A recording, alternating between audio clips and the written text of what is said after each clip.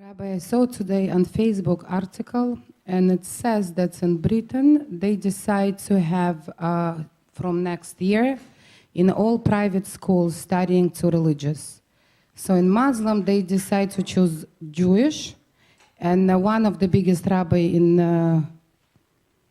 over there, he decided to take a Muslim religious as a second study. So do you think is this right? What, they're supposed to take a religious study in the schools in Britain. Yes, it's a new law in Britain, yes. So you have to take a religious, so is a second, not besides your own religion. Besides your own religion, So the Muslim took Judaism.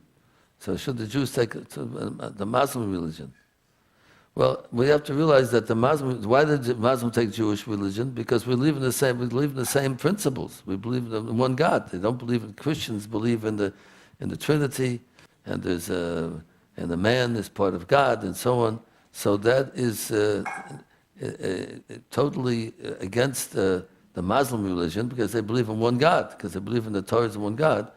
So that's why they chose Judaism, because that's basically, even their food that they eat, you see that the different restaurants of the Muslims, what they call it, halal meat, which halal means halal. They make a bracha on it. Taken from the Jewish, because when the Jewish people slaughter an animal, make a bracha. It says halal, they make a bracha also on it. And they have a law by them, in case you're stuck and don't have any halal meat, you can eat kosher meat from the Jews, because we have the same type of things that they have. So a lot of things that the Jewish religion and the Muslim religion are the same, mainly because they believe in one God. They call Allah. This comes from Elokah. That's from the Judaism. It's all taken from the Judaism. The Allah is Elokah. A very very strange kind of relationship we have. Here the Muslims are so anti-Jewish, most of them, and the Christians are more acceptable by Jews than the Muslims are. But the truth of that matter is, our religion is much more closer to Muslim than it's to Christian. And still, the Muslims are so anti-Jewish, and a lot of Christians are not so anti-Jewish. So it's a funny kind of relationship. To discuss Allah and God, would you care to mention anything? Yeah, when I did before, I'll do it now also. Allah is taken from the name from Elokah.